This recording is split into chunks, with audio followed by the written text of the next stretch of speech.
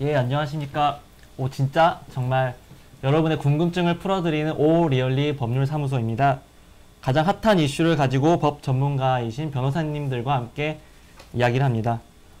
네, 벌써 2주가 지나 오늘 또 찾아뵙게 됐는데요. 오늘 또 김재식 변호사님 그리고 최다은 변호사님 모셨습니다. 네, 안녕하세요.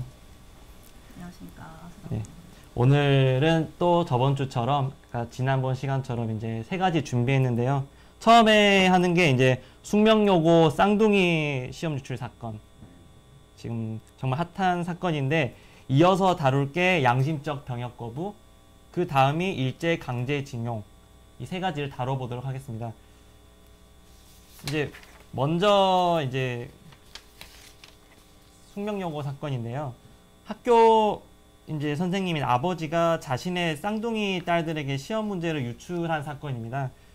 처음 고등학교에 들어왔을 때 이 쌍둥이 딸들이 전교 59등, 121등 하던 아이들이었는데 갑자기 이제 다음 학기부터 상위권으로 성적이 상승하더니 이제 2학년 1학기부터 각각 이제 문과, 이과 가서 1등을 했다고 하죠, 전교에서.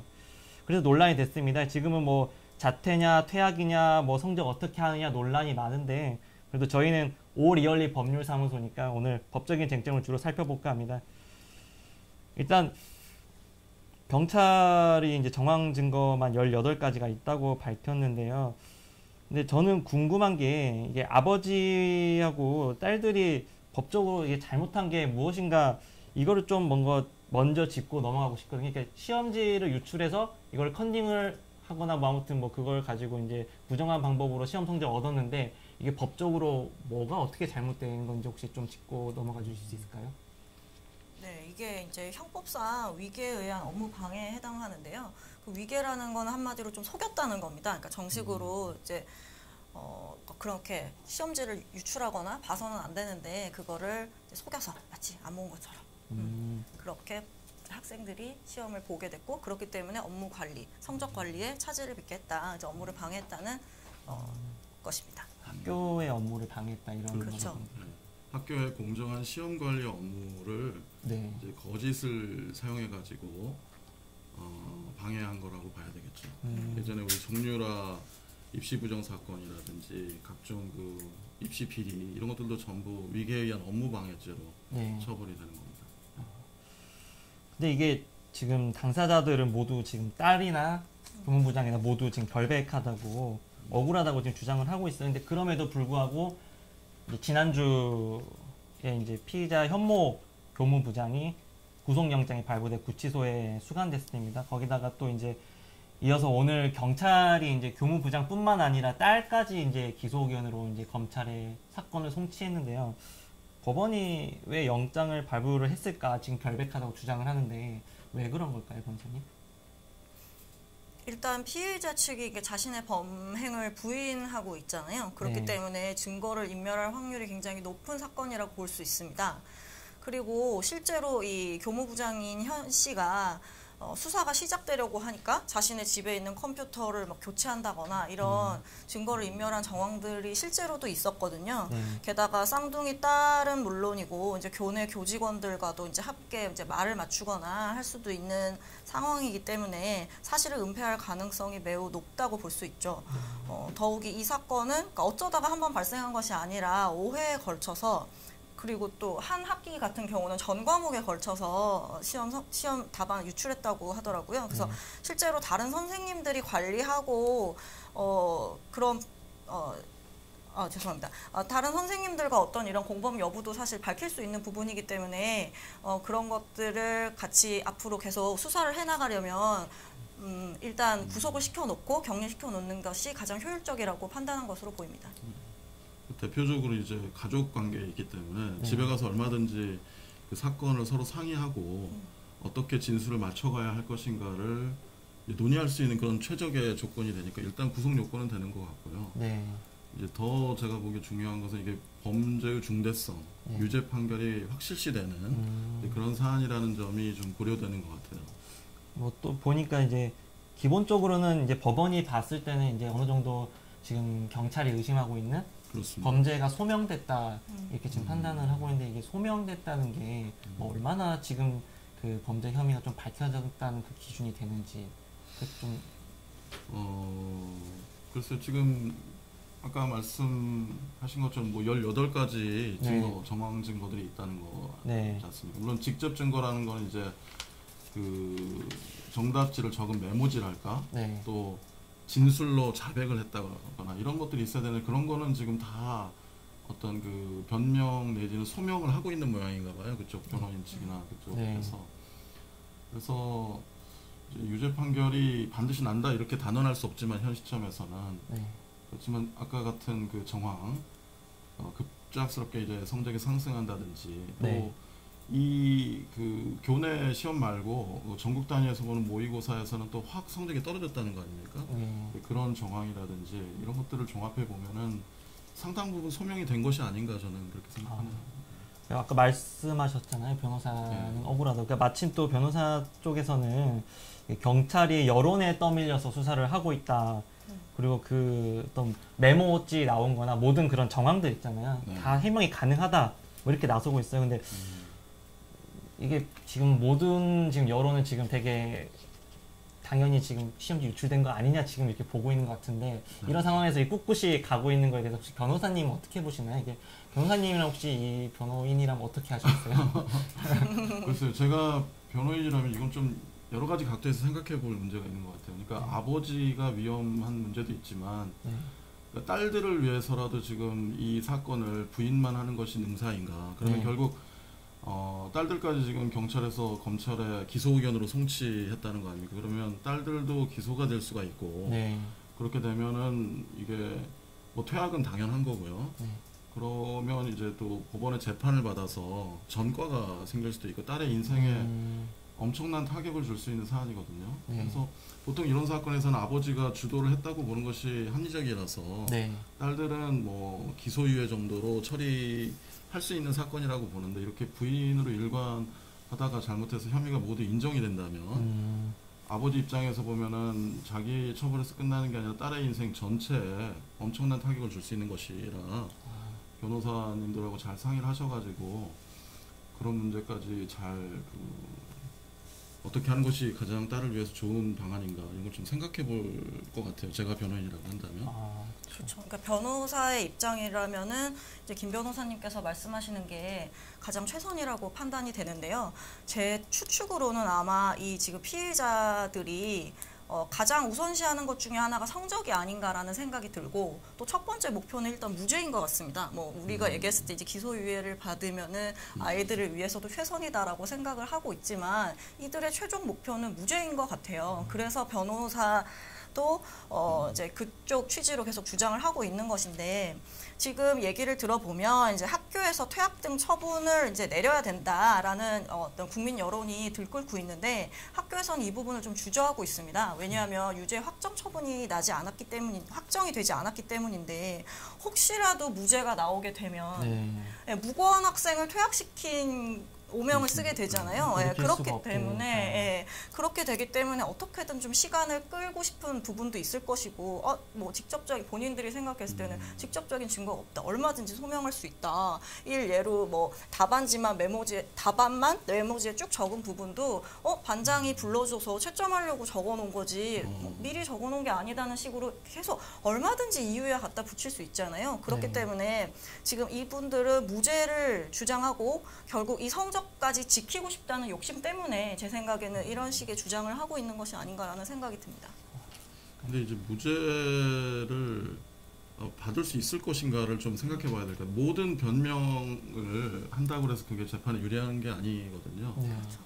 그것이 오히려 굉장히 불리한 정상으로 작용되는 거. 우리가 지난 시간에 봤던 강용석 변호사 사건도 충분히 뭐 변명하려면 얼마든지 변명할 수 있지만 결국에는 반성하지 않는다는 이유로 집행유예가 나올 수도 있는 사건을 실형을 받았지 않습니까?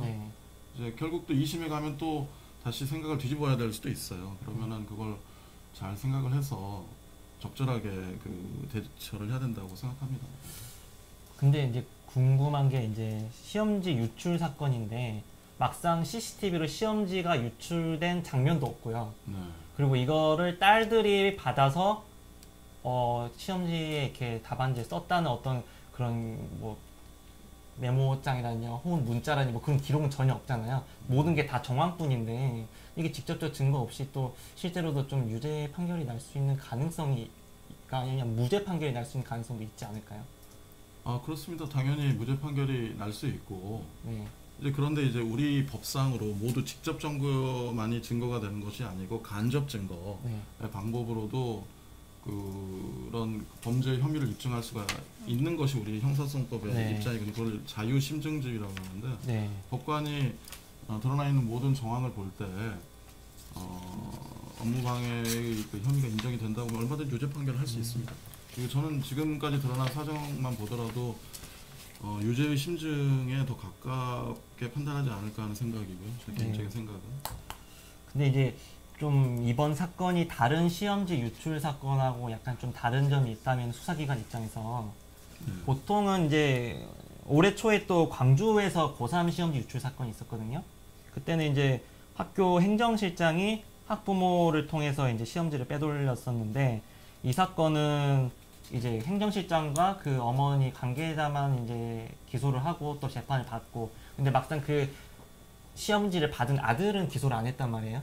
그리고 이게 또 13년 전에 있었던 2005년 서울 동북고등학교 사건도 있었는데 시험지 유출 사건이 이때도 이제 교장이 학부모에게 시험지를 4차례에 걸쳐서 유출을 했는데 그때 당시 시험지를 받아본 아들은 또 기소가 안 됐습니다. 근데 이번은 오늘 이제 기소 의견을 경찰이 검찰에다 사건을 송치를 했는데 이게 좀 이례적인 거 아니냐 그리고 딸들을 공범으로 볼 수 있느냐 이런 지적이 있거든요. 일단 제가 먼저 설명을 드리겠습니다.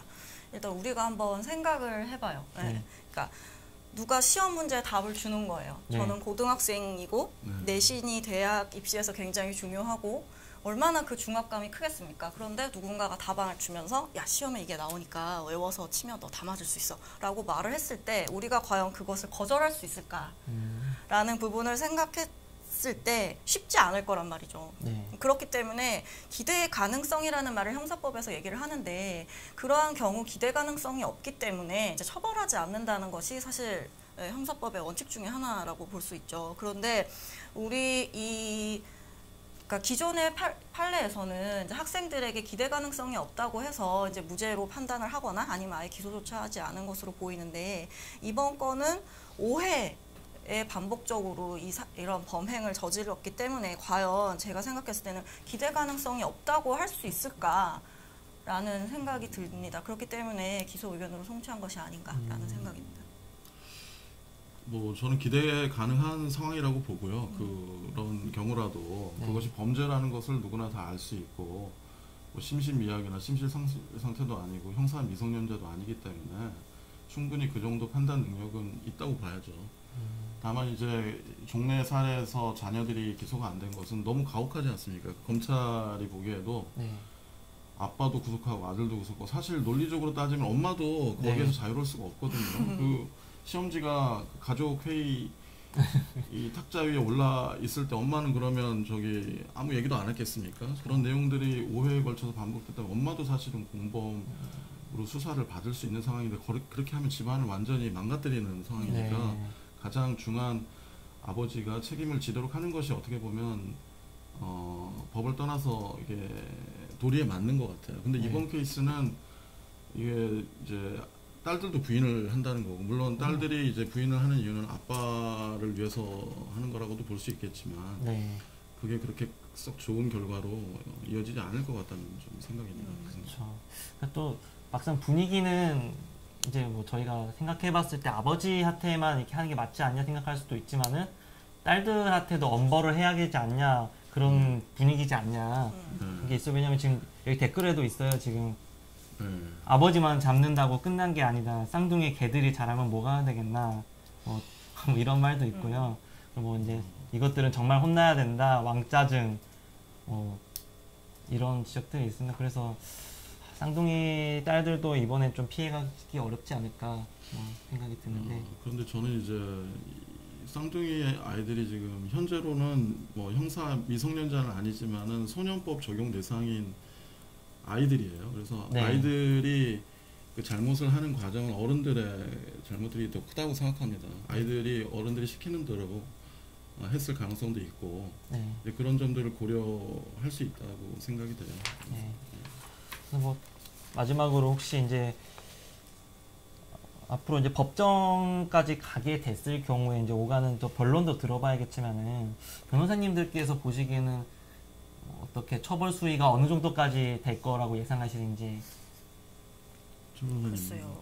그 다른 여태까지 나왔던 사건들을 보면 사실 타인에게 어떤 대가를 기대하고 문제를 유출한 행태라고 보이거든요. 네. 근데 이번 건은 그게 아니라 어찌 보면 잘못된 자식 사랑 때문에 유출을 하게 된 것이라는 정상 창작의 여지는 좀 있지 않나라는 생각은 듭니다. 그렇지만 그런 자신의 잘못을 전면 부인을 하고 있다는 점, 그리고 그 기간이 지속적이고 광범위했다는 점은 이제 가중처벌 사유가 또 되겠죠. 그래서 제가 판단했을 때는 기존의 시험지 유출 사건들에 비해서는 가장 높은 처벌 수위가 나오지 않을까 예상이 됩니다. 자식 사랑을 정상 참작으로 삼는 것은 좀 아닌 것 같아요. 제가 보기에는 잘못된 자식 사랑인데 그러나 누구나 그런 부분을 정상이라고 주장할 수 있을 것 같기도 하고 그렇지 않은 부모님들도 많지 않습니까? 그래서 그런 것까지 고려하면 저는 한 1년 6개월 정도 실형이 나올 수도 있고 많으면 뭐 1년 내지는 뭐 한 8개월 정도 실형 선고가 가능한 사안이 아닐까. 아이들은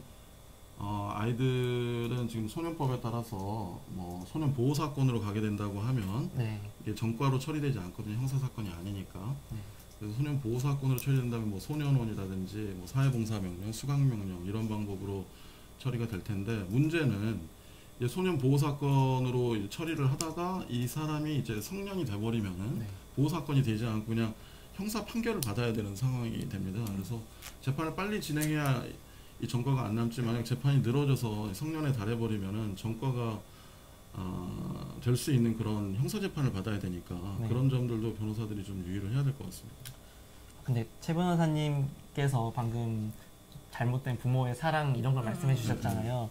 이게 또 재미있는 케이스가 아까 제가 말씀드렸던 그 2005년에 있었던 그 시험지 유출 사건 때는 그때 이제 교장과 학부모가 이제 시험지를 서로 유출했던 사건인데 처음에 1심에서는 교장에게 1년 6개월 그리고 학부모 어머니한테 징역 10개월을 선고를 했어요.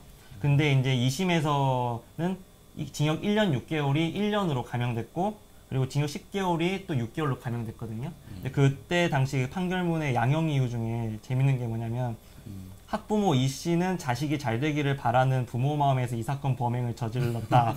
그래서 이 형은 좀 과한 측면이 있다. 이렇게 판시가 돼 있더라고요. 그래서 그런 건 정상으로 삼으면 안 될 것 같아요. 아니 근데 변호사님 생각해 보세요. 그 왜 범인 도피죄에서도 가족이 도피를 도와주면 처벌 안 받잖아요.